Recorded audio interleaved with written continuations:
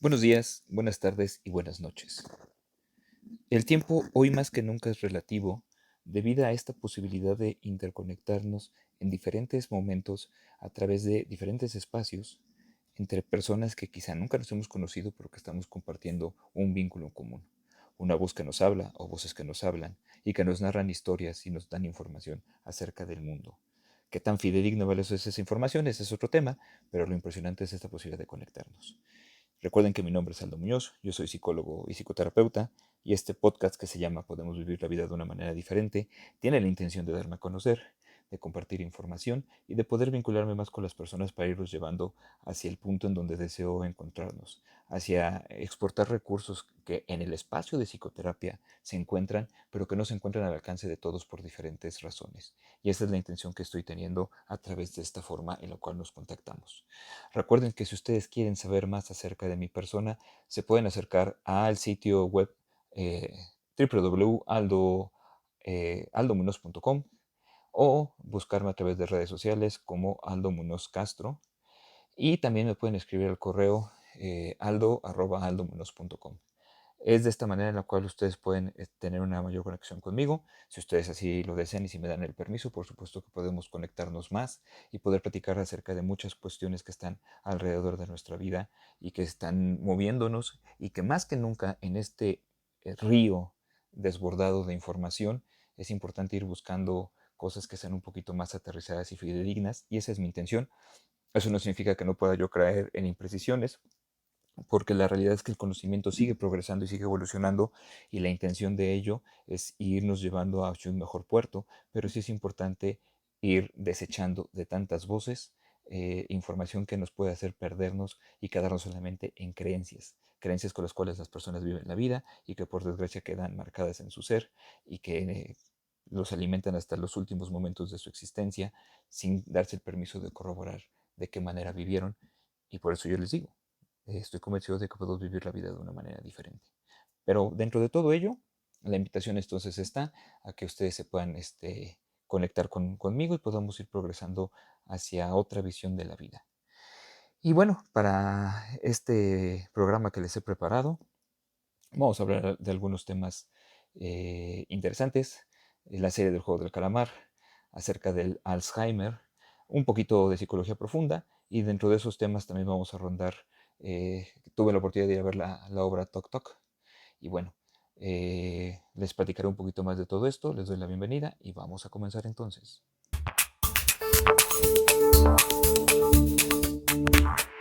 Pues bueno, como antes se los he mencionado, no tengo yo la intención de estar a la vanguardia de todo lo que se mueve en este mundo, porque en primera es imposible y porque además le doy prioridad a otras cuestiones, pero sí quiero comenzar a hablar acerca de la serie del juego del calamar, que ya se transmitió su tercera temporada en Netflix, y que la reflexión es interesante en toda la construcción, primero de una televisión de calidad, ¿no? La verdad es que la primera temporada de la serie es sublime, tiene toda una construcción eh, pues muy creativa, sinceramente, y con una capacidad de absorber al espectador de forma impresionante, jugando con elementos que son, ¿cómo decirlo? Son elementos para manipular a la audiencia, si me permiten la palabra.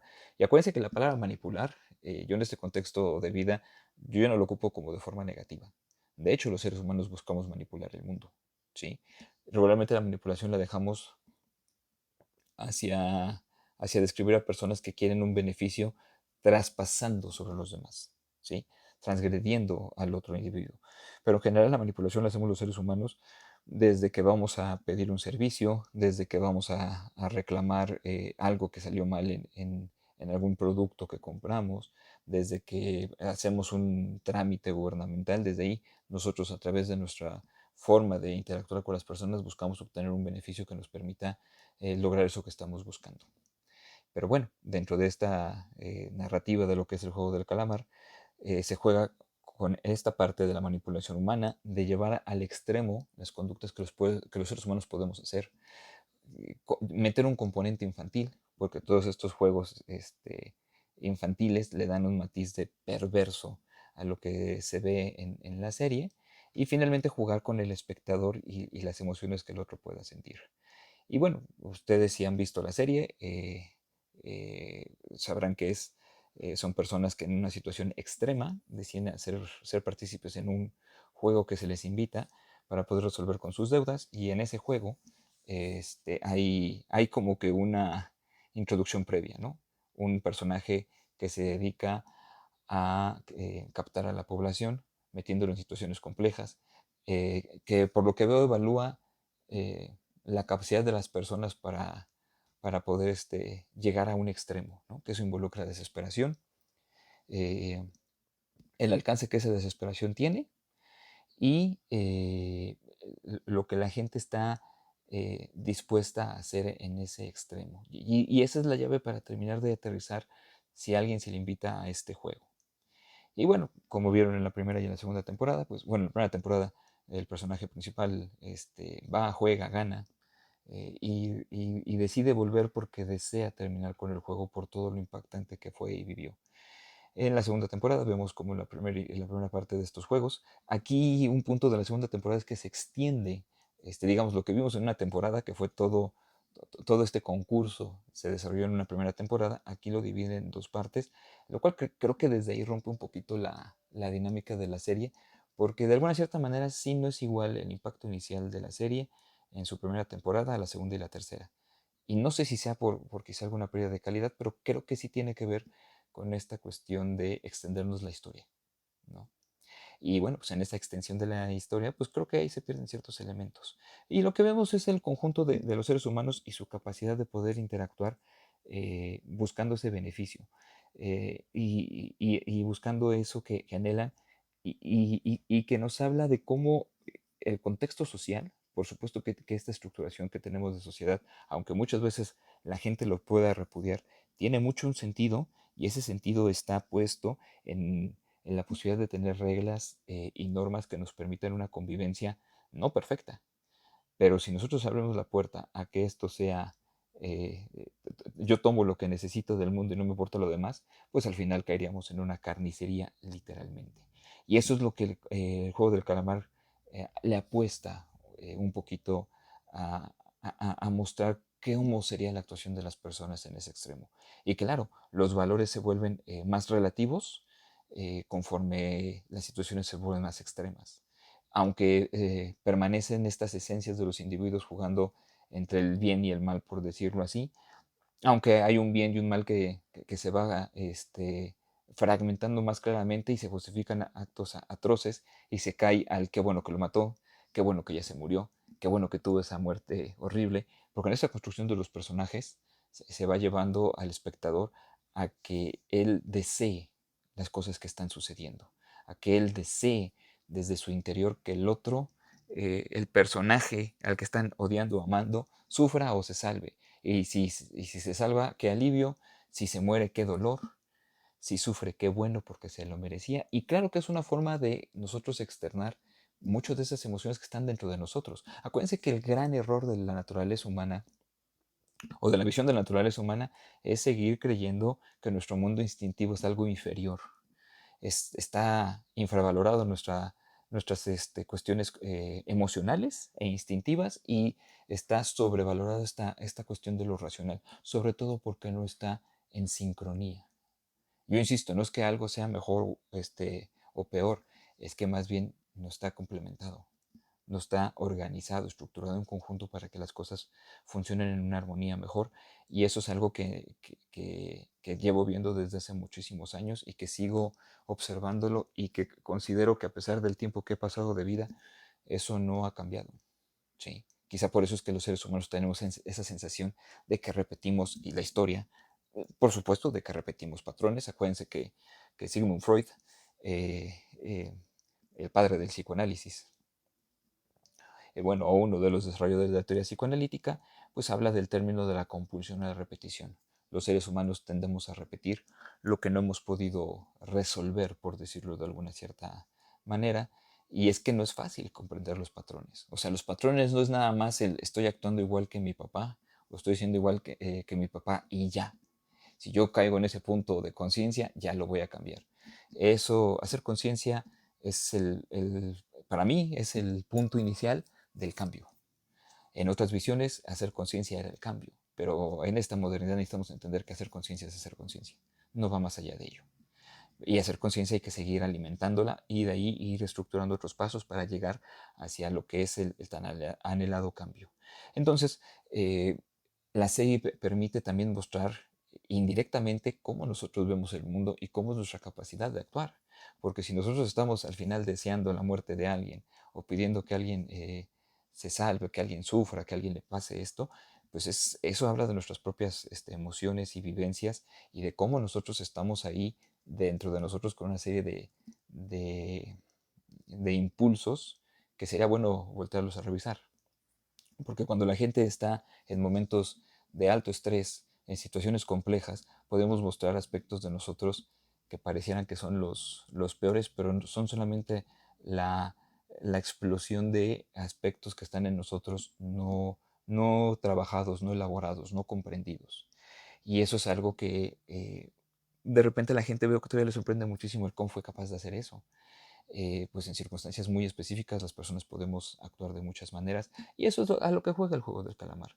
Eh, no he terminado de ver toda la serie, no he tenido el tiempo todavía de terminarla de ver por completo, pero sí quería resaltar mucho este aspecto de cómo la propia serie juega con el espectador, que es algo muy común, ¿no? Es toda estructuración televisiva, pues el otro es el que lleva el ritmo, ¿no? Y el otro es el que capta nuestra atención y quizá nosotros en donde rompemos con esta interacción con la serie que estamos viendo en la película es si conecta con algo de nosotros.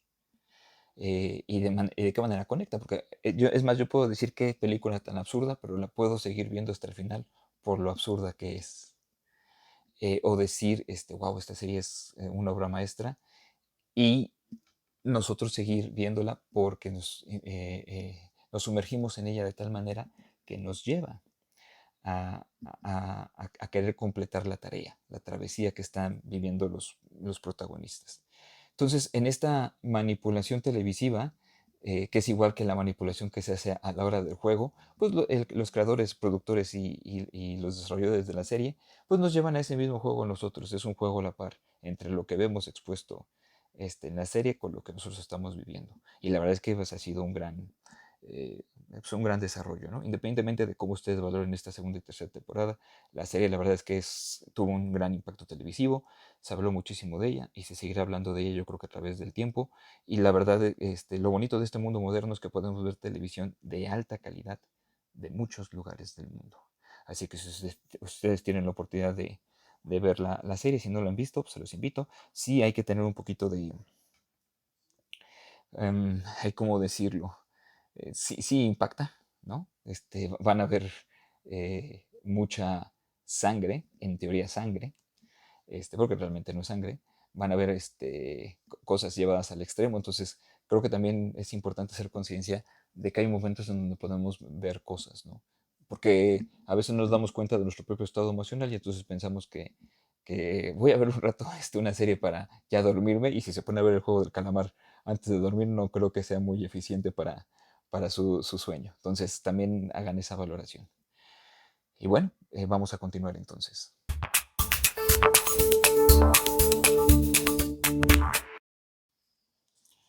Y bueno, hace unos días tuve la oportunidad de ver la obra Tok Tok. Es una obra que fue escrita por Lauren Duffy, eh, quien también sufre un trastorno obsesivo compulsivo.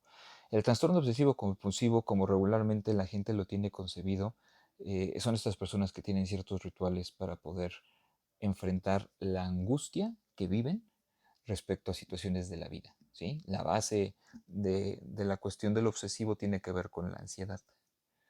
La ansiedad, acuérdense, es finalmente una respuesta fisiológica de nuestro organismo. Es un estado de alerta que nos permite resolver situaciones. Pero si yo mantengo ese estado de alerta perpetuo, eso involucra que voy a estar en un alto desgaste y demanda de energía y voy a estar pues, con poca posibilidad de estar en paz o tranquilidad. Y en el desarrollo de esta angustia que carcome a las personas se puede llevar hasta el punto de generar los famosos rituales. Lavarme las manos 20 veces, checar si cerré las llaves 3 veces antes de salir de casa y muchos otros formas y expresiones que tiene el trastorno obsesivo compulsivo. Que también es importante que les haga la diferencia que hay algo que se llama el trastorno obsesivo compulsivo y el trastorno obsesivo compulsivo de la personalidad. Y hay ciertas diferencias ahí que no me voy a meter muchísimo para no generar como mucho más confusión. Pero regularmente lo que vemos, que resaltamos como el TOC, son estas conductas que son estereotipadas, por lo tanto, generan una alta demanda en la vida de las personas, que les impiden realizar sus actividades, que no les permiten hacer su vida con normalidad y que regularmente son egodistónicas, es decir, que le generan malestar a la propia persona, pero no las pueden dejar de hacer. Y dentro de esta obra lo que vemos es a 6 personas que están esperando al médico psiquiatra que los va a atender, un médico psiquiatra muy famoso que va a llegar con ellos, pero que está atrasado porque no ha podido em, eh, aterrizar por complicaciones del clima, etcétera. Su avión no llega, no llega a su avión a tiempo, él viene atrasado. Y mientras tanto, los participantes de esta sesión van llegando, apareciendo, presentándose y comenzando a interactuar desde sus propios aspectos que ellos tienen en expresiones de su toque. Y la verdad es que la obra, mm, pues sí tiene muchas, ¿cómo les diré? Se toma el toque de pretexto para hacer comedia, y la verdad es que cuando uno cae en esa sintonía de que se está tomando de pretexto el toque para hacer comedia, pues funciona la verdad. Y eso se vuelve pues un rato menos, o sea, no esperen, y por eso que aquí hay que tener cuidado, no esperen como que sea información fidedigna, y que por supuesto eso conlleva el riesgo de poder caer un poquito en la alimentación de estereotipos, lo cual es importante cuidar, pero que pues, también no es posible hacer las cosas con toda la veracidad posible, aunque no hay que dejar de ir exigiendo ello, porque por eso también se alimenta la desinformación, porque nos acercamos a fuentes que tienen poca claridad en lo que exponen o un entendimiento limitado, y en ocasiones puede caer eso en generar una idea errónea acerca de lo que se está hablando. Y en este caso, por eso me atrevo a decirles que la obra Tok Tok pues es para divertirse, ¿sí? También tengan cuidado con esta cuestión de clasificarse como personas con TOC, porque de repente la gente dice muy fácilmente mi TOC. Y es que mi TOC, acuérdense que ya cuando estos términos psicológicos caen muy en común con la masa, es posible que ya se estén desvirtuando en algún cierto aspecto. Tener características obsesivas. La obsesividad podemos hablar acerca de lo que es el orden, el control, la perfección, se me está yendo ahí algo, la exigencia, la limpieza, ¿sí? Y entonces esas características en donde buscamos que todo esté bien, sí, claro, están en parte en la esencia de los seres humanos. No todo el mundo las compartimos o no con la misma fuerza, pero son incluso aspectos culturales bien vistos. Una persona que hace bien el trabajo es alguien que siempre va a ser valorado, aunque muchas veces en ello no se comprende que el hacer bien el trabajo puede involucrar que en ocasiones esa persona no pueda hacer más trabajo o se complejice su forma de hacer trabajo por buscar estos puntos tan extremos de calidad. Porque al final la perfección o esta idea de hacer las cosas bien está puesta en una idea que está en nuestras cabezas, es un ideal que no necesariamente se aterriza con el mundo material. Y eso es una parte donde necesitamos hacer una conciliación con nosotros para poder manejar de una forma más sana, que si yo necesito hacer una tarea y tengo 5 horas para hacerlo, pues bueno, que la puedo hacer en 5 horas, porque si tengo una tarea, si tengo 4 tareas y las tengo que hacer en 5 horas y solamente puedo hacer una en 5 horas, pues evidentemente voy a requerir llevarme más tiempo para hacer las demás. Eso va a ser desgastante para mí y eso me perjudica a mi persona y claro que perjudica el entorno en donde estoy, ¿no? Entonces, todo en esta vida con justa medida puede ser funcional en muchos momentos. Los extremos siempre son importantes de cuidarlos, pero no podemos negar que caemos en ello. ¿Por qué? Porque el mundo nunca nos enseña cómo manejar nuestro mundo emocional. Entonces, lo que ustedes ven en la obra de teatro de Tok Tok son personas exponiendo características y aspectos del TOC, representándolos y haciendo un bonito juego entre cada manifestación de uno de los participantes y el cómo brincan en esa interacción, cómo chocan con ellos, ellos con ellos mismos, con los otros, y cómo eso se vuelve todo un rato de diversión, que al final el mensaje es que entre ellos se ayudan a ir progresando sobre lo que están viviendo, ¿sí? Porque acuérdense que estos aspectos, o sea, donde nosotros podemos valorar que algo ya no es sano, o sea, ser obsesivos, donde podemos valorar que ya no es sano, es si afecta mi calidad de vida. Por ejemplo, las personas que son obsesivas, pues tienden a sacrificar las relaciones familiares porque el deber ser se antepone ante la familia, ¿no? Y entonces son personas que en ocasiones pueden terminar divorciándose porque la pareja les reclama la falta de su presencia en la relación de pareja o con los hijos, o los hijos mantienen cierta distancia con ellos porque nunca estuvieron ahí para ellos. Entonces, esta valoración de cómo nosotros podemos ir guiándonos para saber qué es funcional de lo que nosotros tenemos, pues es a través de ver cómo impacta nuestra vida, ¿no? Y entonces, acuérdense, la exigencia, pues es algo que culturalmente se ve bien, pero hay que tener cuidado con ella, de cuál es el alcance que le ponemos. Y si en algún momento tenemos la oportunidad, les platicaré más acerca de la exigencia, porque es un tema que trabajo muchísimo con las personas, que por cierto es muy común que las personas con ciertos rasgos característicos son las que más, ciertos rasgos característicos que serían los obsesivos, son las que con mayor frecuencia van a psicoterapia e incluso los que van a ser los mejores pacientes porque van a estar ahí constantemente, ¿no? Entonces, eso es algo como interesante que me gusta compartírselos porque todo lo que implica el mundo se puede explicar cuando nos damos el permiso de acercarnos a una psicología profunda, no superficial, algo mucho más profundo. Entonces, si ustedes quieren acercarse a esta obra de teatro, yo les hago la invitación. Tuve la oportunidad de verla con este actor de nombre Armando Hernández, que ustedes lo pueden recordar. Bueno, donde yo tengo presente es que hizo a Julio César Chávez en su bioserie. La verdad es que me parece un muy buen actor. Se roba la obra. Bueno, de hecho, en él gira mucho la obra, pero creo que no es de gratis por su capacidad actoral. También Lolita Cortés, tuve la oportunidad de verla el día que fui, y la verdad es que es muy buena actriz. De verdad, la forma en la que se desenvuelve en el escenario con tanta facilidad, encarnando un personaje que hasta es disruptivo respecto a la imagen que tenemos de ella, pues sí, sí, me pareció bastante interesante e impresionante. Y un elenco que no ubico a todos los participantes, pero que se dan un buen soporte. Les debo decirles que hay otras personas que hacen estos papeles, porque la obra se presenta creo que en el interior de la República y también se va a comenzar a presentar en el Pepsi Center, entonces el elenco es muy vasto. Entonces, por lo que veo hay una cierta rotación y no sé cómo sean otras combinaciones actorales, pero en la que yo tuve la oportunidad de estar, pues la verdad es que me agradó. Y bueno, la invitación entonces es que si ustedes desean irse a reír y de entretenerse con el pretexto como medio conductor de la obra acerca de lo que es el trastorno obsesivo compulsivo, pueden acercarse ahí, no esperen una mayor información, simplemente diversión y pasar un buen rato. Vamos a lo siguiente.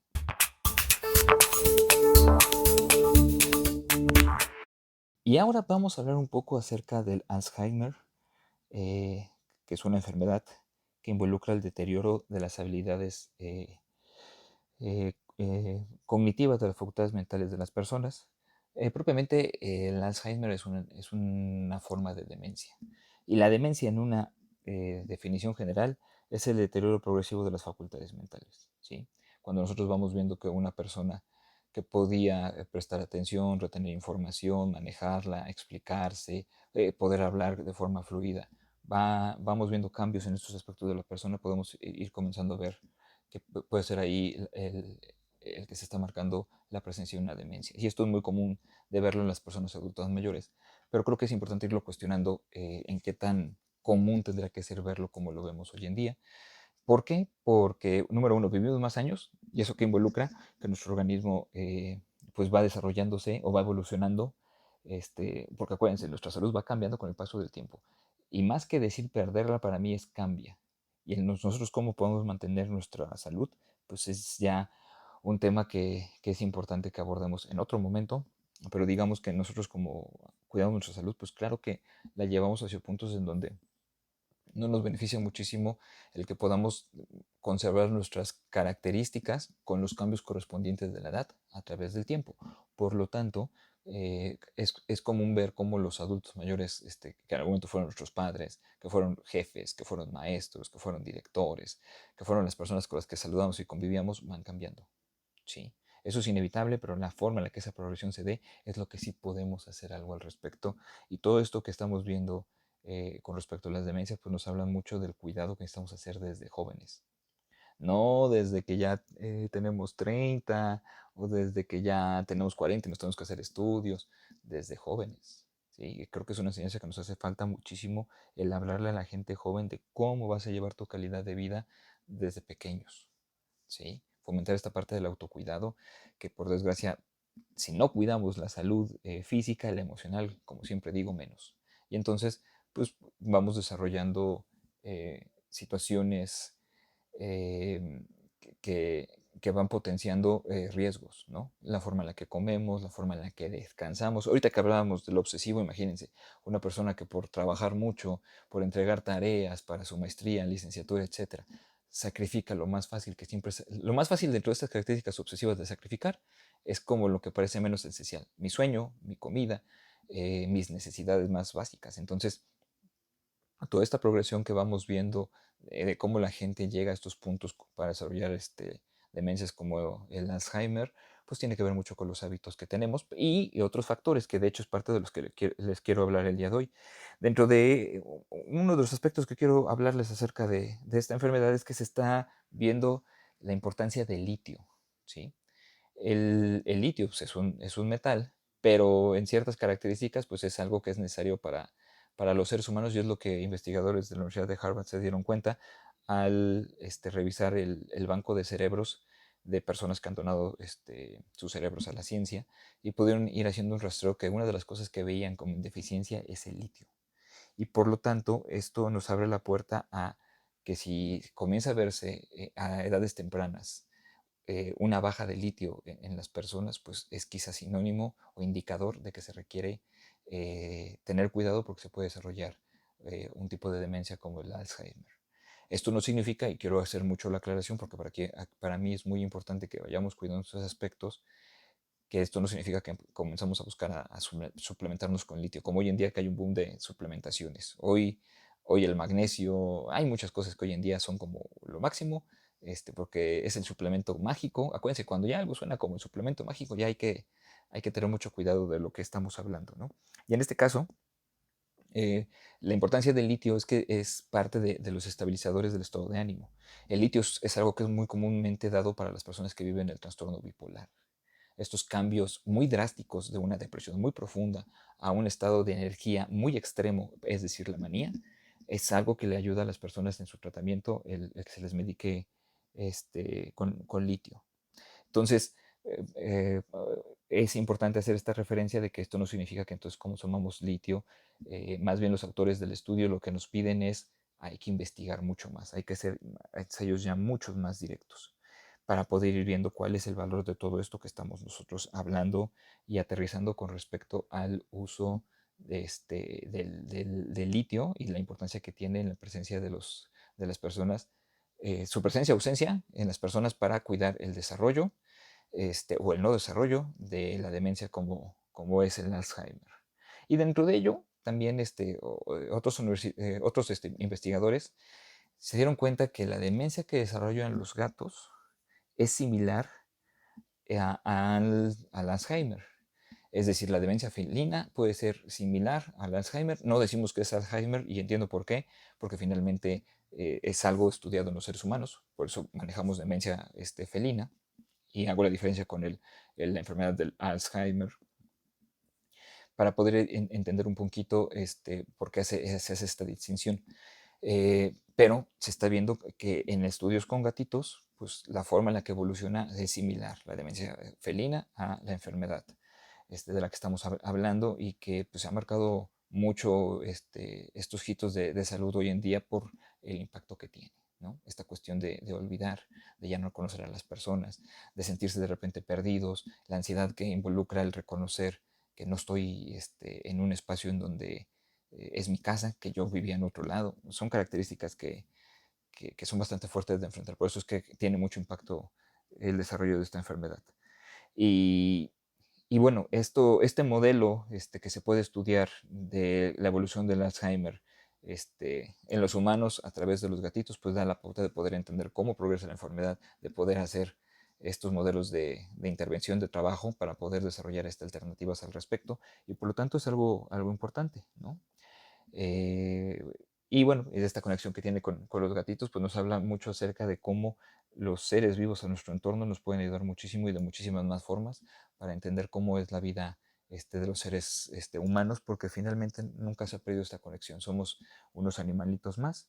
Y bueno, vamos a ver qué más va progresando en todas estas informaciones con respecto al Alzheimer. Yo creo que es una de las enfermedades que por el tipo de impacto que tiene en la sociedad es de las que más investigación se desarrolla porque centra más la atención, quizá por el grueso de población que lo desarrolla, y eso involucra mayor inversión para hacer los tratamientos y iremos viendo cómo viene esta evolución, pero creo que vendrán cambios importantes y no creo que en muchos años se vaya a tardar todo esto con respecto al tratamiento e incluso la cura de la enfermedad, pero ya lo iremos viendo poco a poco. Pasemos a lo siguiente.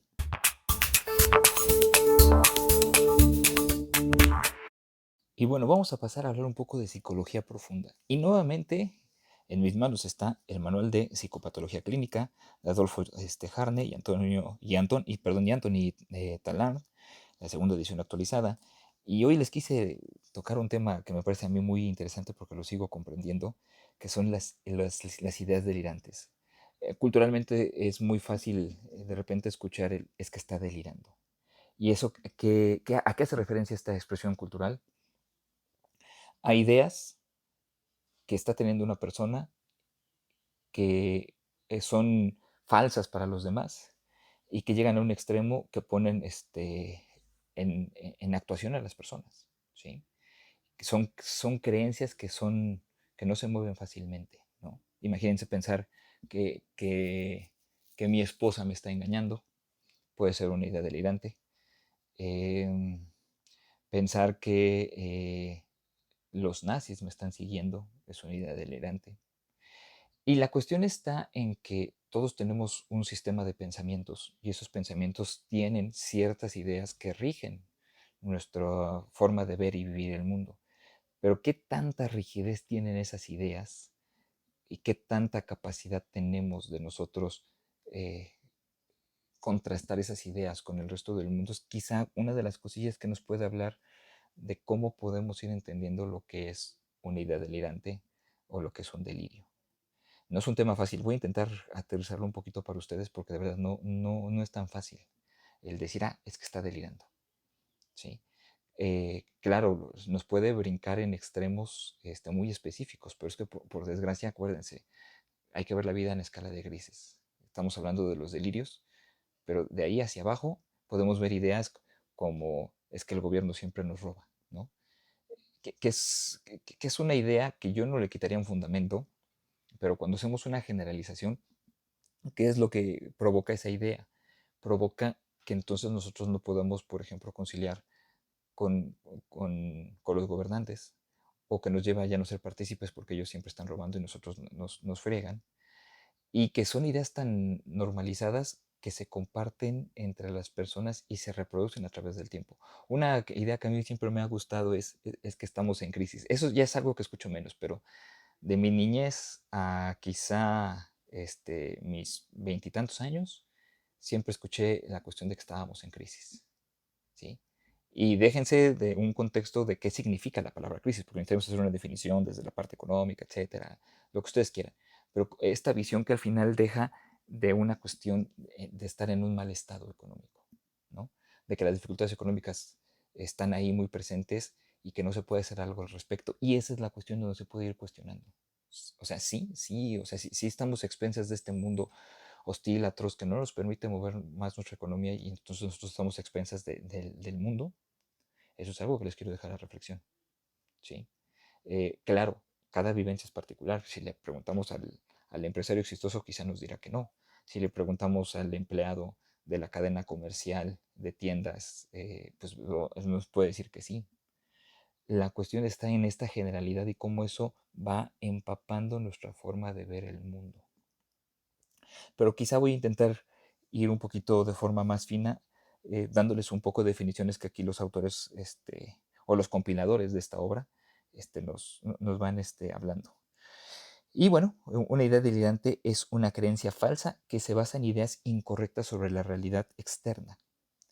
Creencias que se sostiene con firmeza a pesar de lo que creen casi todos los demás y a pesar de todo lo que constituye una prueba o evidencia obvia e indiscutible de lo contrario. Entonces tenemos una persona que está diciendo, es que a mí me robaron los órganos.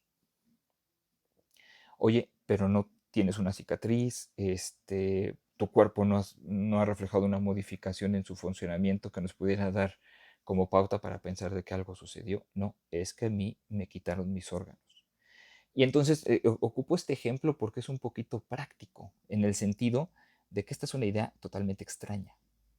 Pero existen delirios que son extraños y no extraños. Eh, un delirio no extraño es que me envenenaron. Claro, a alguien lo pueden envenenar. Ha sucedido y sucede.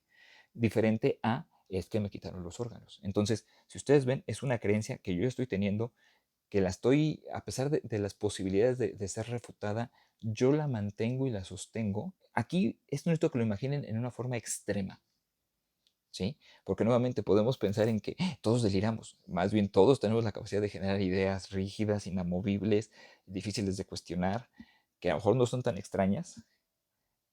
Sí, pero ya llevarlo a este extremo de la salud, por eso es que les quiero hacer esta descripción. Y bueno, y dentro de ello, eh, la creencia, otra cosa que nos puede dar referencia a que es un delirio es que la creencia no está siendo aceptada por el entorno, ¿sí? ¿Esto qué significa? Oye, Aldo, entonces una persona que está en un contexto, por ejemplo, religioso y empieza a hablar acerca de que Dios habla a través de él, no estaríamos hablando de un delirio, pues para ese contexto no. Quizá para los ojos externos podremos ir cuestionando ok, ¿qué se está fomentando aquí? Y esto, claro que los quiero remitir a todos estos grupos religiosos en donde se plantean situaciones de iluminación, de curación, eh, que a lo mejor podemos cuestionarlas y no por querer señalizar, quiero aquí ser muy enfático, porque regularmente podemos remitir a los casos que son extremos, ¿sí? Es decir, podemos hablar de sectas religiosas y el hablar de sectas religiosas no significa que todas las religiones lo conlleven, pero la religión pone en reto nuestro sistema de pensamiento porque al final siempre hablamos de un ser superior que no lo vemos, que no lo podemos tocar, pero lo sentimos y que nosotros somos apegados a ese ser supremo, nos va a evidenciar su existencia en manifestación. Esto también nos habla de cómo es nuestra relación con la realidad, que es un tema que me apasiona muchísimo y que a veces espero yo poderles hablar un poquito más acerca de ello. Pero entonces, regresando y puntualizando un poquito lo que les estoy planteando, hablamos de creencias falsas que están basadas en ideas incorrectas de la realidad y que además el contexto de la persona también le brinca esa idea. Voy a seguir con el ejemplo de es que me robaron los órganos.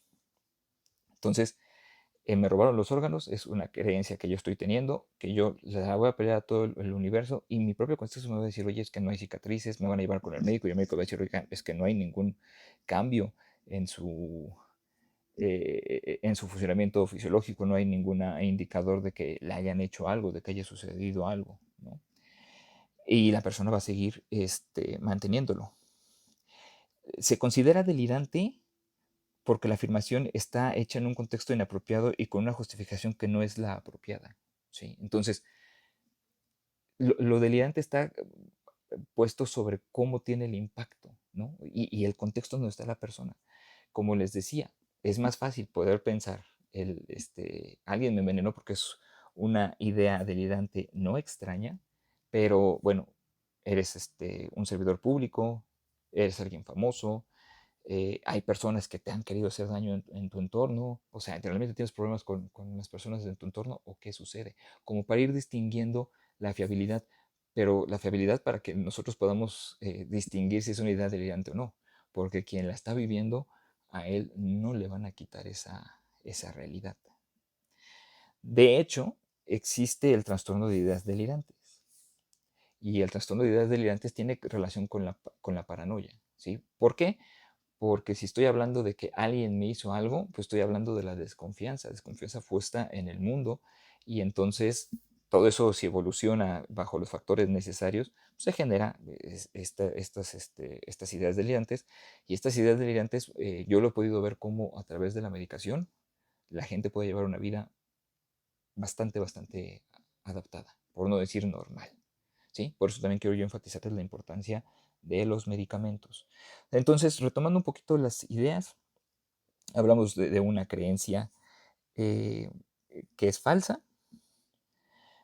porque está basada en ideas incorrectas de la realidad, que se sostiene con firmeza. O sea, si yo debato con el otro y en la medida en que el otro tenga una inteligencia amplia, me va a justificar.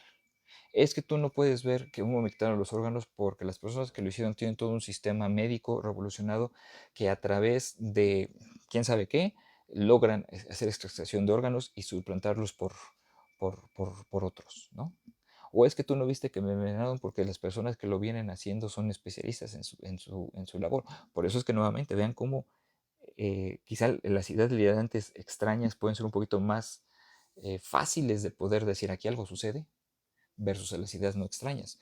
Pero es en el mismo diálogo con el otro, en esta búsqueda del otro de la reafirmación, en donde quizá vamos a verlo con irritabilidad porque le estamos peleando su idea, porque nos va a decir que no le creemos, cuando además más personas no están coincidiendo con esa visión, es donde podemos ir viendo el aquí algo sucede, algo no está siendo eh, ya lo común, o lo normal. No me gusta mucho ocupar el término normal, porque esos son fenómenos del mundo, ¿sí?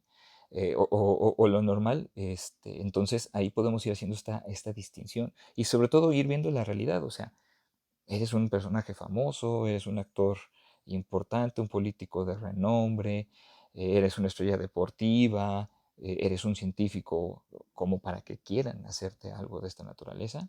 Eso sería una forma en la cual nos podría ayudar a ir entendiendo qué sucede frente a quien estamos. Porque, o sea, no se trata de que nosotros le digamos al otro, no, no, no, es que estás mal, no, no estás equivocando. O sea, aquí hay que entender que el otro no va a soltar esa idea. Esa idea ya está ahí y hay que ir viendo más bien qué está sucediendo para poder entender cómo se va a proceder. Pero esos son otros temas que se los dejaré más adelante. Pero de ese extremo que son los delirios a ideas como el gobierno siempre nos roba, no sé, y perdón por el ejemplo, pero eh, en contextos deportivos, el equipo no sé, del Cruz Azul, es que, bueno, y en el fútbol en general, es que a la América siempre le favorece, ¿no? Acuérdense que yo soy fanático del Club América, y esa es una idea que, que si ustedes ven, por más que uno vaya y le refute, oye, no, mira, si tú ves los últimos torneos, al parecer las decisiones arbitrales no han sido tan favorables para la América, como tú piensas, es una idea que el otro no busca negociar con nosotros, porque eso alimenta su realidad. ¿Sí? En este sentido, ¿a qué se refiere, por ejemplo, con el Cruz Azul y esta cuestión de que le han robado en los últimos juegos? ¿No? Pues la cuestión está en que para mí es más fácil decir me robaron, porque eso me ayuda a afrontar la frustración de mi equipo no pudo, versus a aceptar que mi equipo no pudo. ¿No? Esto lo ocupo como ejemplo independientemente de la cuestión futbolística. Sinceramente yo no creo que... Yo no sé si históricamente se le favoreció al América y hay muchísimas historias atrás de ello y de muchos actores. En este caso creo que algo de lo que se ha venido viendo a través del tiempo es que una cosa es la versión que se ocupó para vender al público, tanto la versión del América como la versión de los antiamericanistas, pero lo importante es ver cómo esas ideas alimentan la población, porque imagínense una persona que se levanta a trabajar con la idea de que su equipo fue despojado, es una persona que no va a entrar al mundo con la mejor motivación. Si es una persona que entonces se sintió que fue robado, que la vida es injusta, pues eso lo va a transmitir el resto de su vida y se va a sentir como imposibilitado de poder enfrentar las situaciones del mundo. Por eso me parece muy delicado. Por eso es que yo quisiera que todos los aficionados del Cruz Azul, si tienen estas ideas, yo se las pelearía y preferiría que voltearan a ver mi equipo le sigue faltando algo, pero mi equipo viene haciendo muy bien las cosas, porque el equipo de fútbol, la máquina celeste del Cruz Azul, viene haciendo un trabajo muy interesante de los últimos años y con equipos muy competitivos que ganaron la Conca Champions, que han tenido cierto éxito, y que si entonces yo me quedo con la cuestión de que está en los otros, pues eso no me va a dar la fuerza para competir. Si yo termino de ver que esto me pasó a mí, que a mí algo me faltó, que yo necesito hacer algo más para que el arbitraje para que yo no dependa del arbitraje, eso me va a impulsar a lograr un objetivo. Y eso para mí es delicado, porque imagínense todos los pequeñitos que ven el fútbol, que fueron a un estadio, que se quedan con la frustración, que se quedan con los dichos del tío, del papá, de que nos roban, de que es injusto el mundo, etcétera. ¿Cómo van a crecer? Porque injusticias en este mundo, por decirlo así, sí va a haber. Pero si yo voy con la carga de la injusticia por delante de mi vida, eso cómo me deja parado ante el mundo.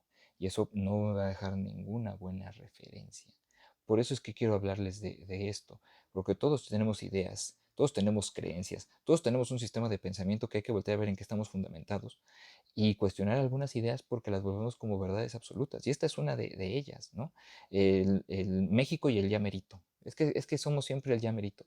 Y no por quitarle una verdad a la situación, o sea, nos ha faltado capacidad para lograr ciertos éxitos en ciertos aspectos, porque hay muchos deportes donde se ha visto el desempeño del equipo mexicano. Hace unos días, las chicas que juegan tocho, flag football, ganaron un campeonato. No hace mucho también hubo una participación muy importante en el Clásico Mundial de Béisbol de México, que resaltó. Y ha habido espacios como los campeonatos de clavados que hubo recientemente, en donde nos hablan de un país que también gana. Pero si nosotros nos quedamos con esta idea del llamerito y que solo lo centralizamos en el fútbol, lo mismo, esa idea cómo alimenta nuestra vida. Y para mí es muy importante, por ejemplo, cuando se ganó la medalla de oro en fútbol en Londres 2012, toda esa versión que vieron muchos pequeñitos de un equipo mexicano distinto y que creo que sí impactó cuando después vimos a jovencitos ganando copas del mundo en el fútbol, ¿no? En categorías sub-17, sí, sub-17 si no estoy mal. Entonces, es importante voltear a ver nuestras creencias, porque podemos ver muy fácilmente lo que es un delirio y ver como una idea extrema, una creencia totalmente falsa, no basada en cuestiones realistas y que le genera ruido a los demás, como en grados más claritos, no tan negros, hasta un poquito más blancos, todos tenemos ideas que guían nuestra vida y que no las discutimos constantemente y que nos quedamos con ellas y que rijan nuestro mundo. Todos los hombres son iguales. eh, es otra de esas ideas que es importante ir volteando a ver. Eh, hay muchas ideas que podría yo mencionarles y que quisiera yo que pudieran ir observando para poder ir viendo cómo es esta progresión y cómo lo que vemos en un extremo no significa que los demás estemos ajenos a ello, ¿no? Y sobre todo en este punto para mí, imagínense, quedarse con la idea de siempre favorecen a la América, pues es quedarme yo eh, en impotencia, sin la capacidad de resolver algo porque no está en mis manos. Que es diferente así, asimilar el me ganaron, pero en esa asimilación del me ganaron, el me faltó algo para lograrlo, me pone en el trabajo de qué me hace falta a mí, me lo pone en mis manos y ahí es donde podemos hacer cosas. Se los dejo su reflexión.